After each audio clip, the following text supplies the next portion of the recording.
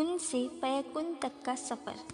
ہزاروں غم سہنے کے بعد تہجد کا ایک سجدہ نصیب میں لکھا جاتا ہے، اور وہ سجدہ کرنے والا اللہ کا سب سے پسندیدہ بندہ ہوتا ہے، جس کو وہ ان گنت لوگوں میں سے چن لیتا ہے، جن کی ملاقات کے لیے وہ خود انتظام کرتا ہے۔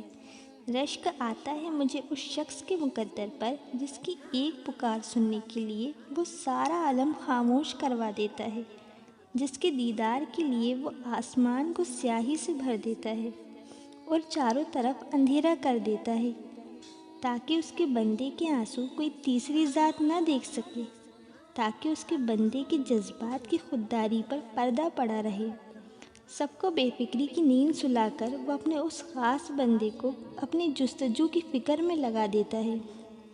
تاک راتوں کا انتظار کرنے کی کہاں ضرورت پڑتی ہے، نم آنکھیں اور سسکتا ہوا دل اس کو تہجد میں ڈھونڈ لیتا ہے۔ وہ جو دو جہانوں میں سما نہیں پاتا پھر اس ٹوٹے ہوئے دل میں سما جاتا ہے۔ تم سوچتے ہو آزمائش کا وقت بہت لمبا ہو گیا ہے، مگر در حقیقت ملاقات کا وقت بڑھا دیتا ہے۔ اللہ کو بہت پسند ہے جب تم دنیا سے نہیں اس سے مانگتے ہو، جب تم بے بسی کا رونا کائنات کے سامنے نہیں بلکہ اس کے سامنے روتے ہو، جب تم سب ختم ہونے کے بعد بھی اس یقین کے ساتھ دعا کرتے ہو کہ اس کے سوا تمہیں کوئی کچھ نہیں دے سکتا، جب تم سجدے پہ سجدے کرتے ہو وہ تمہیں دیکھ کر مسکراتا ہے، تب وہ تمہاری یقین کا بھرم رکھ لیتا ہے اور تمہارے مان کی لاج رکھ لیتا ہے، سارے وسوسوں کو ختم کر دیتا ہے۔ اس کی مسکراہٹ دکھائی نہیں دیتی، مگر محسوس کرو تو رگوں میں اس کی محبت کا رنگ خون کی مانند دوڑنے لگتا ہے۔ اس سے بہترین لکھا کاری تو کوئی ہو ہی نہیں سکتا۔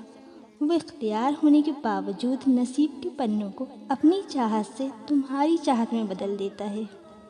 وہ بادشاہوں کا بادشاہ ہو کر بھی تمہیں سنتا ہے، اور ایک تم ہو کہ فرض ہونے کے باوجود اس کی پکار کا جواب نہیں دیتے۔